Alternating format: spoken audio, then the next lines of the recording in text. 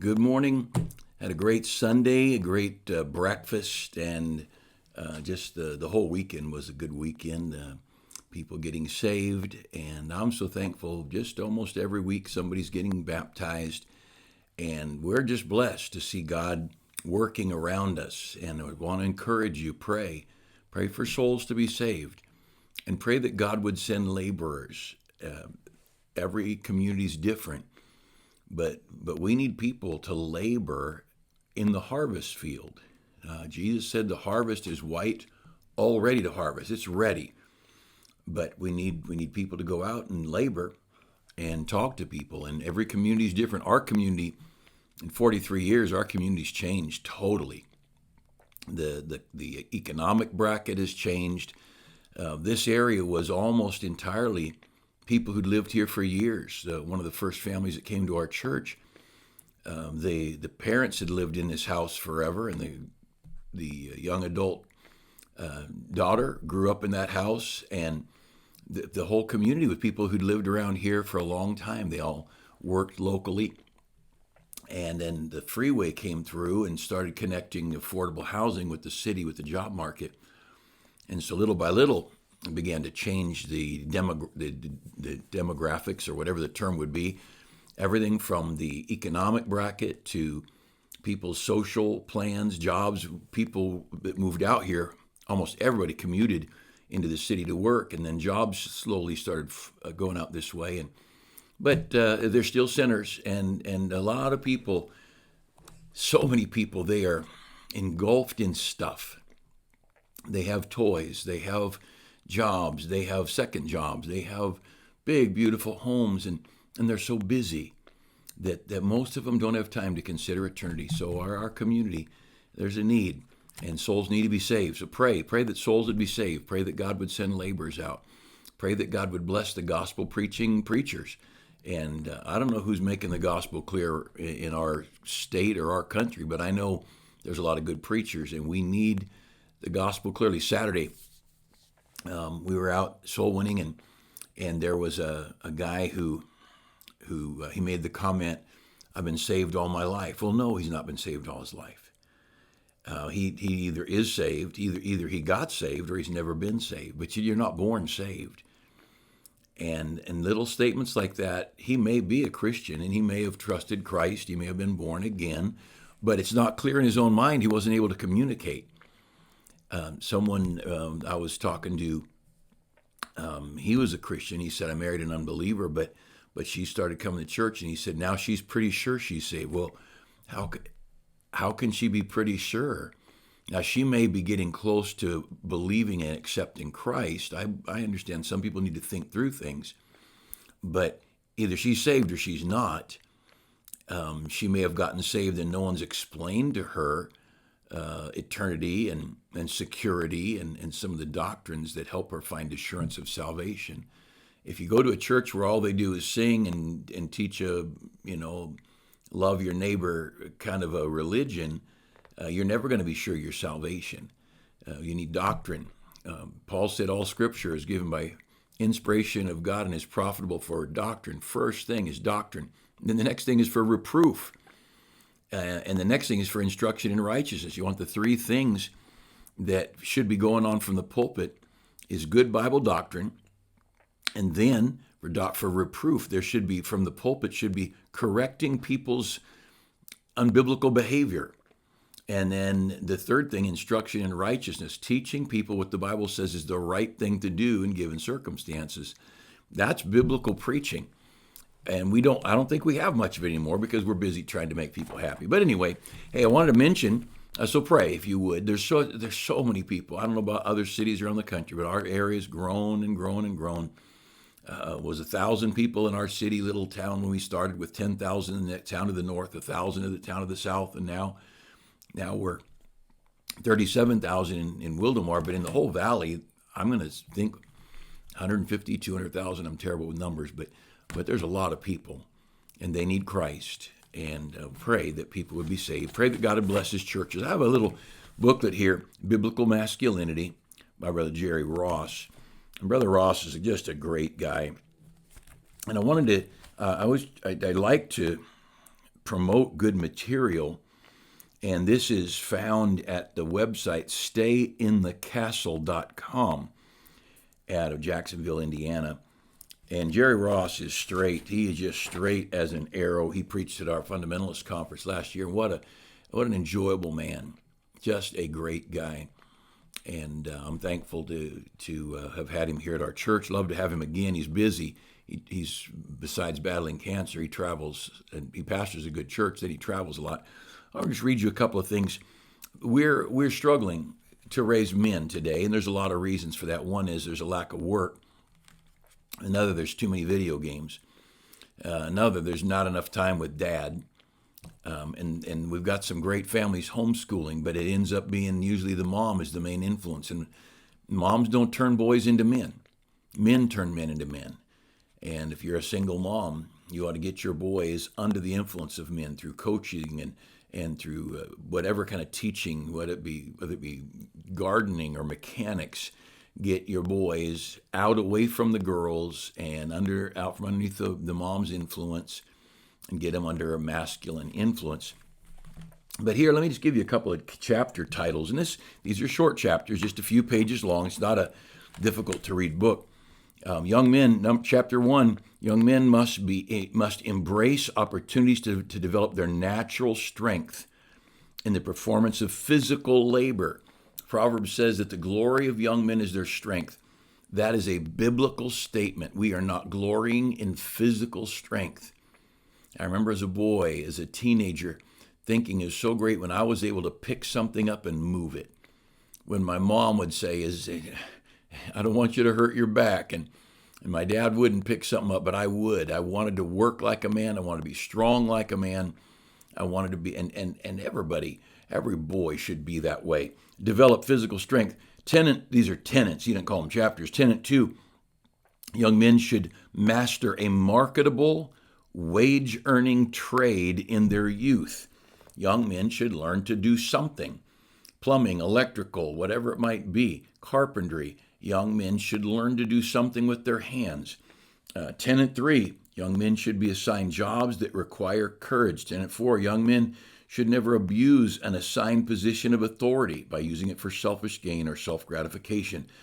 Tenet 5, young men should be trained in proper communication. Tenet 6, young men should not hesitate to draw their swords against evil. And I won't get into that, but there is a proper time when a boy is going to be confronted with evil talk from his friends, evil behavior from those he's around, and he's going to need to stand up and say no. He's going to have to walk away. He's going to have to resist it. He's going to have to throw a fit if he has to. But if we don't learn to take our stand against evil, Romans says, be not overcome of evil, but overcome evil with good. We've got to be strong. And so David was this young man. But here is 21 tenets of biblical masculinity, transitioning young men from boyhood to manhood. Brother Jerry Ross, and this is great stuff. So, and he's also got the partner book, whatever you want to call it, the companion book of girls, biblical femininity. And boy, between these two books, it goes about against everything that's politically correct and all. Speaking of being politically correct, I want to throw a thought out to you out of Psalms 133. It says, behold how good and how pleasant it is for brethren to dwell together in unity. And it just talks the next couple of verses about how good it is for brethren to dwell together in unity. Now, I want to focus on the word dwell together first and then unity. Dwell together, that means in my home. I should dwell with my family with unity. My wife and I must labor to be unified in our actions, in our philosophies. It's good and pleasant when a couple dwells together in unity.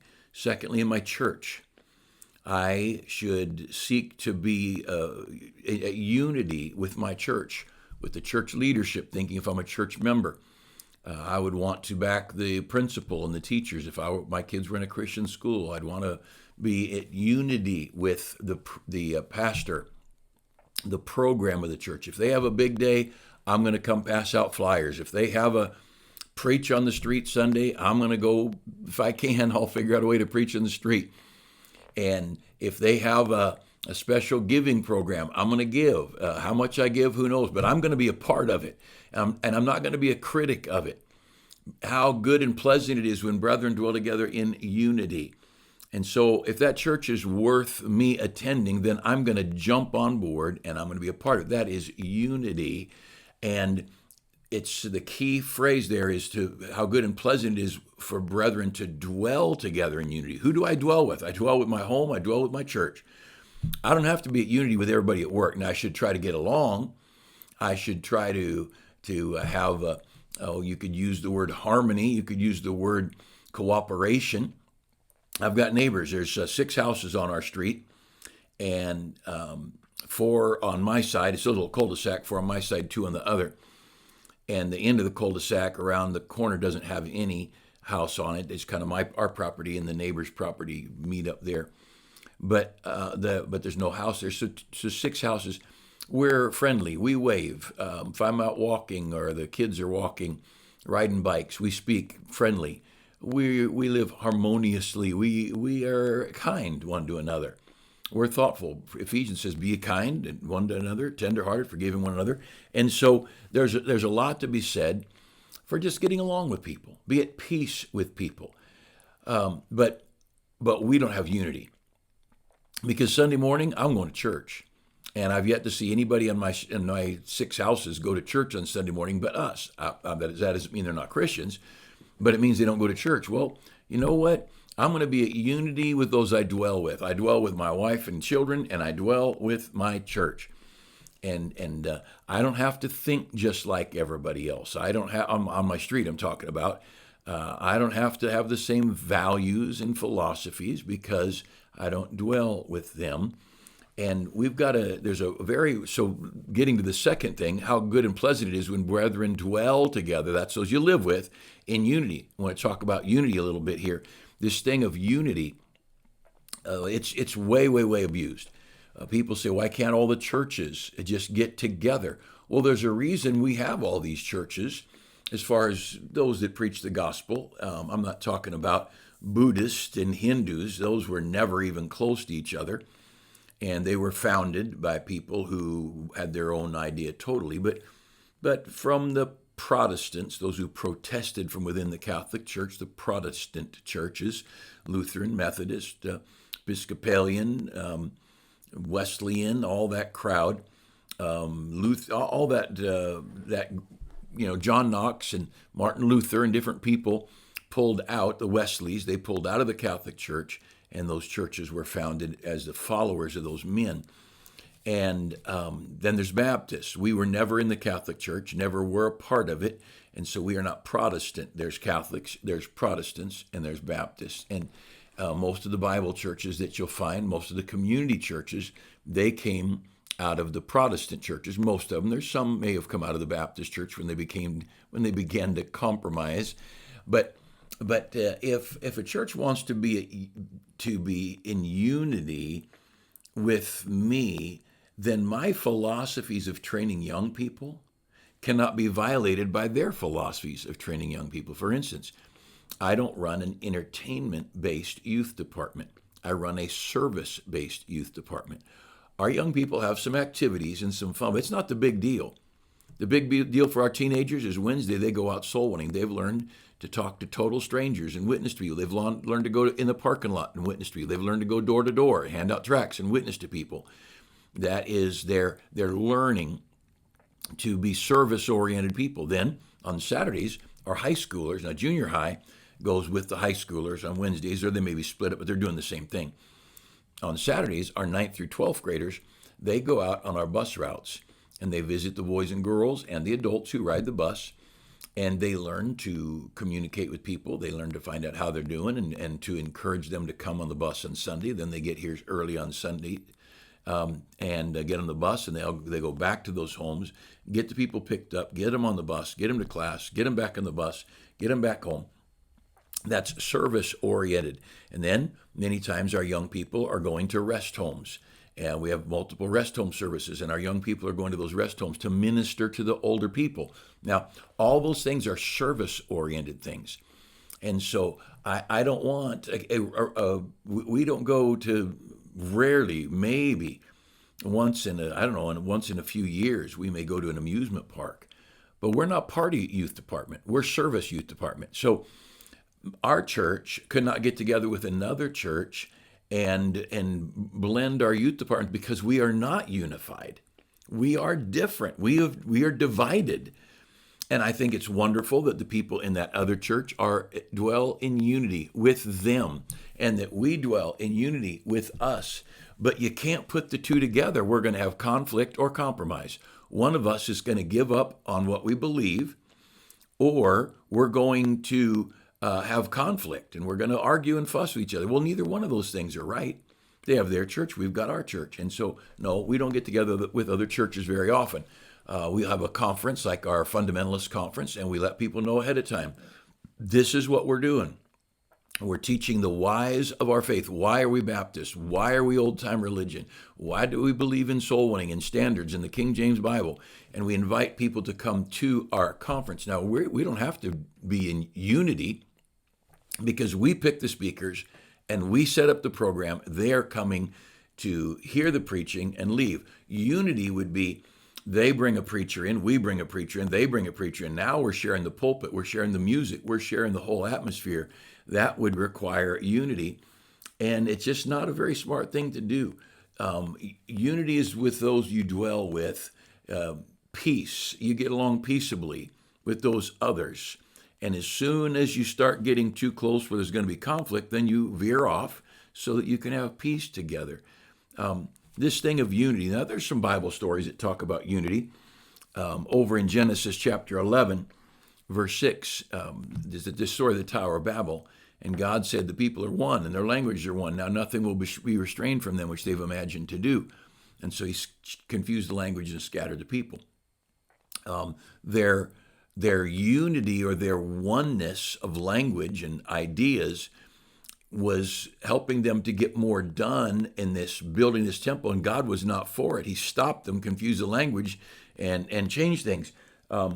God, in His Word, often talks about the things that are important to us as differences. In Romans 14, He talks about you eat one way and we eat another. One eats meat and one doesn't eat meat. And one observes a certain day above another, like the Sabbath, and one doesn't.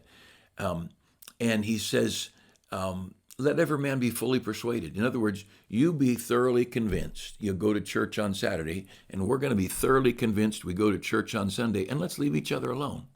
It's okay, because that's not going to change the world what day you go to church. Over in 1 Corinthians 11, talks about long hair on men. He says, doth not even nature itself teach us that if a man have long hair, it's a shame to him. And so obviously, men should not have long hair. Long hair is given to women. It's a glory to the women. Men's hair should not be their glory. Although Proverbs says the glory of young men is their strength, but the old men, our glory is a gray hair, just that we got some hair left. But we ought to be thoroughly convinced that what we're doing is right, but we can't get together. We're going to have a conflict. I'm not having any long-haired singer singing to my church, long-haired men singing to my church. I'm not going to have some long-haired speaker speaking to my teenagers. We're not going to do that. Why? Because we're fully convinced. We're fully persuaded. That's Romans chapter 14, verse 5.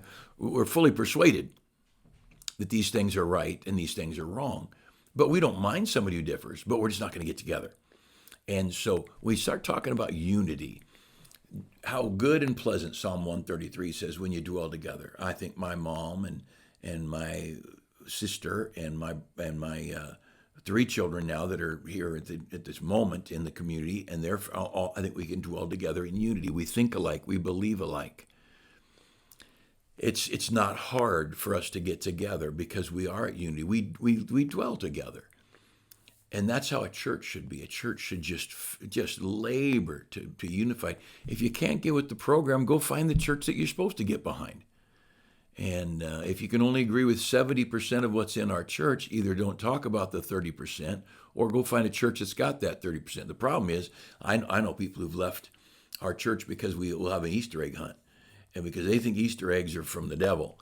But then they'll go to a church that's filled with rock music where no young people go off into the ministry and where they have no standards of separation and they don't know which Bible to use. And so they compromise on all these dozen things that are vital in order to stand on that one thing. Well, I'm not doing that. And if I went to church that didn't have an Easter egg hunt, well, that's fine. We don't need any Easter eggs. And you don't want to do Halloween? Don't do Halloween. People are gonna come to our doors on Halloween night, and usually we go to their door. Well, they're going to come to our door. We're encouraging our members to have a table out there with little Ziploc bags with some candy and some gospel tracts, and we're going to get the gospel. And there's parents. We're going to bring some family people over to our house. We're going to have a fire pit out there, and we're assuming parents are going to come by with their kids, and we're going to witness to those parents. If they want to go out on Halloween, whatever you consider about Halloween, fine. We're going to call it a night for the gospel. It's not the devil's night. It's the Lord's night. But I'm not going to fight with a church that differs from us. And so be fully persuaded. Find a church that you can unify with. It's good and pleasant when brethren dwell together in unity. Live at peace. Be at peace with all men. As much as lieth in you, live peaceably with all men. We're told in the scriptures. But unity, that's where you live. That's your home. Don't fuss with your family. Don't fight with your spouse. Don't fight with your church friends. We need to dwell together in unity. Unity in this peaceable, easygoing relationship with those that are around you. Get along with people in the carpool. Get along with the people that you work with. But you don't have to agree on everything. And you don't have to be unified with them. But at home and at church, let's be on the same page. And that's the kind of thing that we want as far as unity. And again, it's okay that we are different. Let's just be different. You different here, and me different here, and we can like each other and wave when we cross paths and go on our way around. And I can like you, and you can like me. You don't have to like me, but I'm going to like you whether you like me or not. But that's peace. But unity is we're gonna stand for the same things. We have the same values, and don't let unity get people talking like unities. Let's all get together. That's the dumbest thing. How could a Muslim get together with a Jehovah's Witness and a Baptist and have unity? That'd be chaos. No, not unity. You have unity with those you dwell with, those that you truly believe alike with. And someone says, why don't we put aside our differences? Because we believe some things. Romans 14 says, be fully persuaded. And since I'm fully persuaded, and I'm assuming you're fully persuaded, if we're different enough we can't be in unity, then you do your thing, I'll do my thing. And if you have a flat tire, I might help fix it, or I might call AAA. And if I have a broken water line, you might come over and help me dig it up. But we can like each other and be at peace. But unity, that's a very precious thing with those we dwell with. I hope you have a great day. Thanks for joining us. Pray for this Sunday. I won't go into the details. It's our old-fashioned Western day, barbecue, and it'll be a good day. I hope you join us.